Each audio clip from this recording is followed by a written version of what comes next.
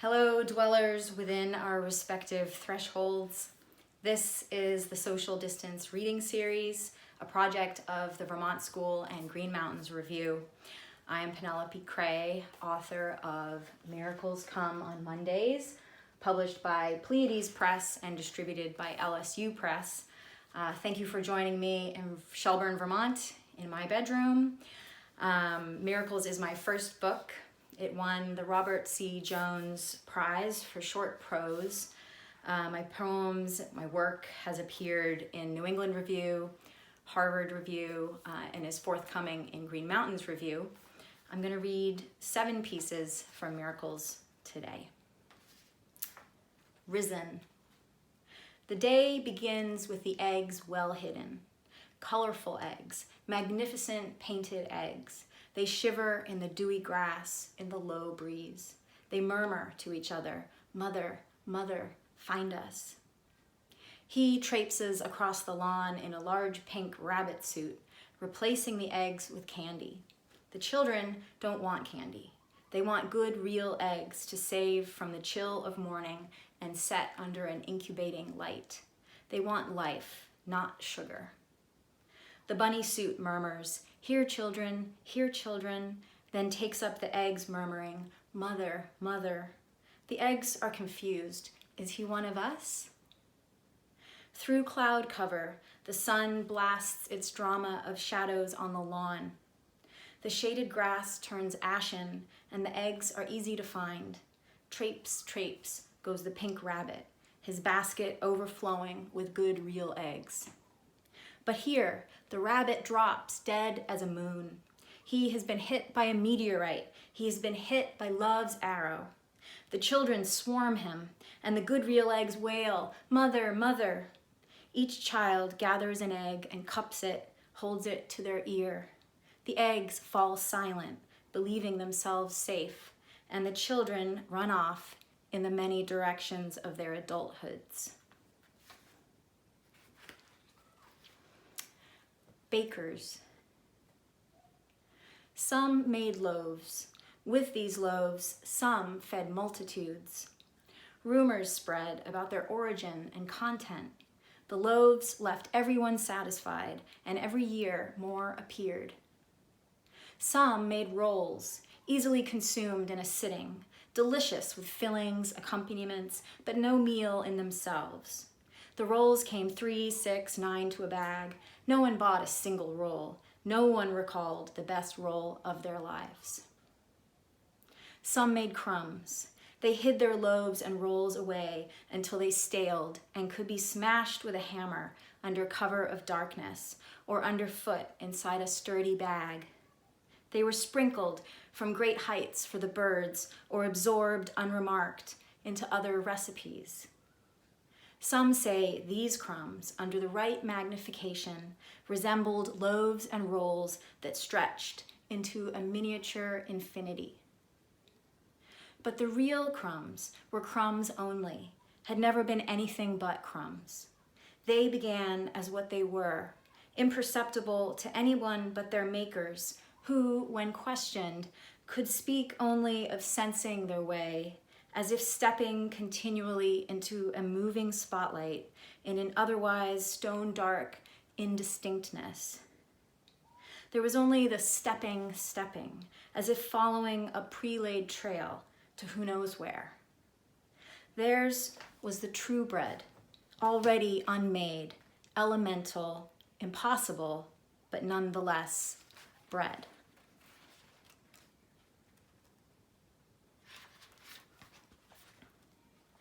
Origin story. In the beginning, they were red, yellow, and blue. They didn't call themselves primary because they were only, and they'd had no context for comparison. Despite being 3, neither did they compare themselves to each other. Rather, they took turns ruling their creation, and each of their rules lasted 1,000 human years. Red was blood, iron, and fire. Magma bonded the plates of continents. The humans spewed and fumed and forgot, their rage fired to nothing in the kiln of prehistory. Yellow was pox, pollen, and ire, a dull spell that drew sharp lines between peoples. The sun melted all the snow. Blue was water, sky, no land. The humans swam if they could, or they drowned. Red, yellow, and blue were despondent. Each had managed to kill their creation. We are too unsubtle, they said. We are too much ourselves. Let us mix, that in our mixing we might create something new. From their efforts came the age of green, then of purple, of orange, lush and pure and bright. The humans thrived, emerging from each sleep to a fresh, if makeshift, magnificence. Still, the labor of their mixing, of their being not quite themselves, took its toll on red, yellow, and blue. Their novel beauties clamored to be fundamental again. And this is why beauty vibrates, why peace picks at the scabs of war.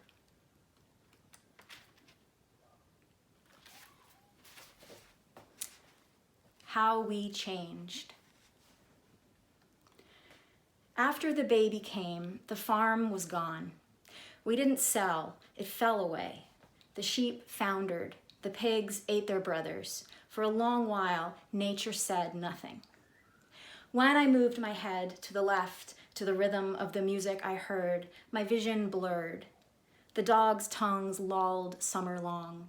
We endured a small, impartial catastrophe. In the end, the baby held up the world, which accommodated by adjusting its weight. Sleep hung like frayed strips of cotton in the trees.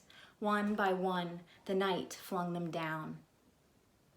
We lay our hearts over our eyes, arranged them vertically between our thighs, a place that required new versions of protection, no longer innocent, or ours, or fully intact.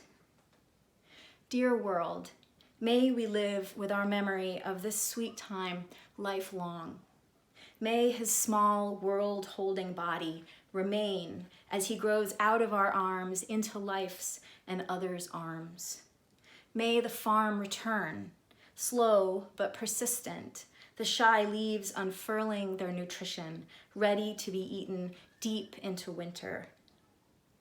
This is the wisdom of what is granted. Vegetables, bees, a Friday under sunshine, brighter than any holiday. We stored the pigs in the smoke shack and made what from a distance resembled snowmen with their fat. We use everything now. This is our only rule. Take a sip of water.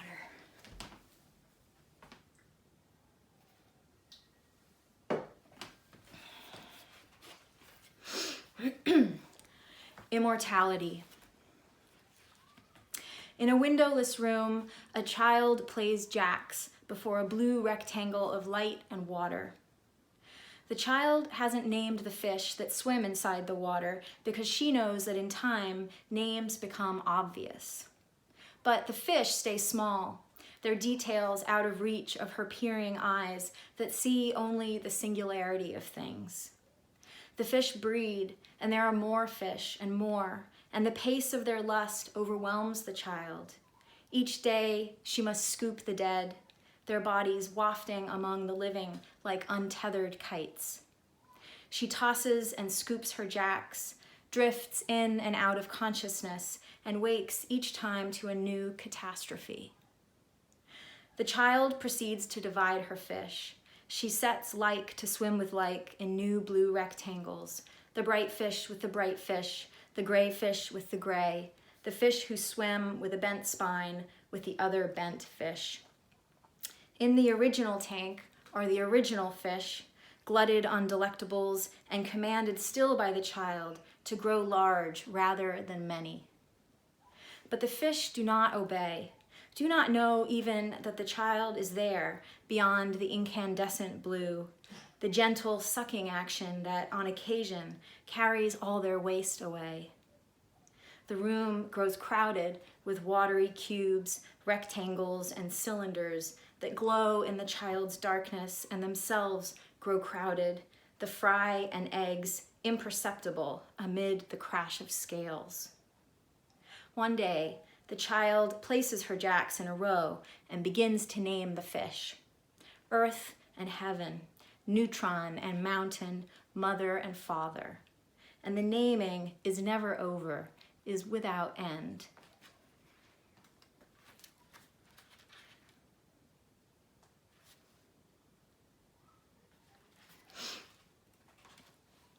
Balloon.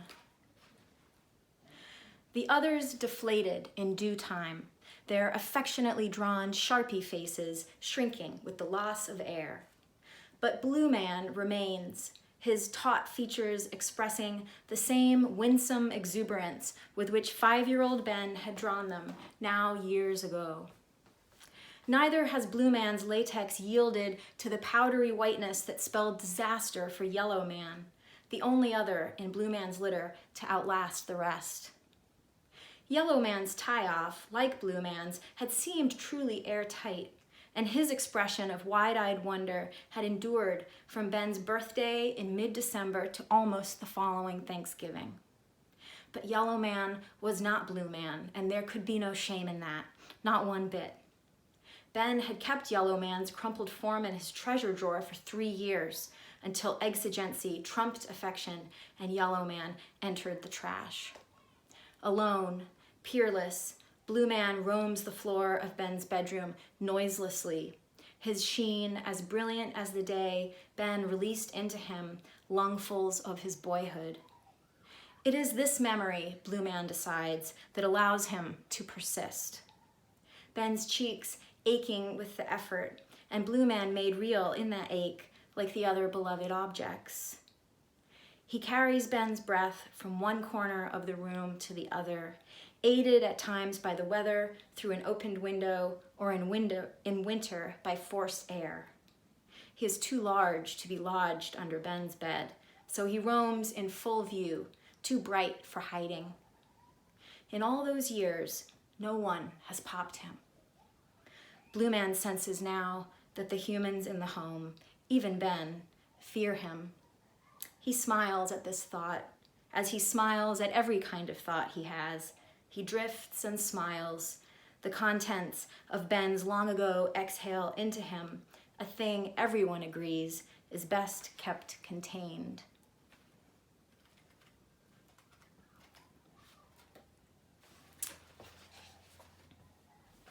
Placeholders. We didn't get the house, but the insistent monument of the Second World War urged us onward. They didn't have our brand of cornflakes, but the Loch Ness Monster nevertheless coaxed gentle souls toward Scotland. We didn't get a raise that year, but banners flapped over Japan, the tattered flags burned to a white dust. We didn't venture out, though the waves beckoned to us, bearing the great barnacles shoreward. We didn't overcook the rice, but still the volcano indulged its ill temper and the orangutan nursed its third child. We didn't get the tickets, but the weeds grew tall and the leggy flowers taller, carousing with the winds of late October. We didn't conceive a child that year, but stars magnetized the air, turning the molten compost of the earth. We didn't go Christmas shopping. We didn't unpack the boxes, but the esteem one person can have for another bloomed again and again between us, and our boy outgrew 4 pairs of shoes. We didn't cut any coupons, though the tender core of human need conceived some good new music. We didn't turn the clocks back, but trillions of ones and zeros burned, chanting along their wires their obsession with us. Yes, yes, no, no, yes, yes, yes. Thank you for listening. I have some directions to follow. This is my book. If you would like to purchase a copy, if you liked what you heard, you can order one from LSU Press, where they are currently offering 20% off. Also from LSU Press. It's wonderful, especially at this time, to support small presses in terms of where you order books from. If you liked these pieces, and really in any circumstance, would like to recommend a few other books. I just read Idiophone by Amy Fusselman. This is a 2018 title out of Coffee House Press. I just really enjoyed how the book grew out of itself. I also recently read Alison Bennis-White's The Wendy's. This is a book that I know I will read many times over. I really can't recommend it enough, and that is Four-Way Books. And then I do want to also recommend Alison Vorishill's Louder Birds, which won the Lena Miles Weaver Todd Prize for Poetry at Pleiades Press. She is my fellow prize winner, and her meditation on the Midwest and place is just a really wonderful thing to read, especially when we're trapped kind of indoors. Please check out my short Q&A at Green Mountains Review. Stay safe, and thanks for listening.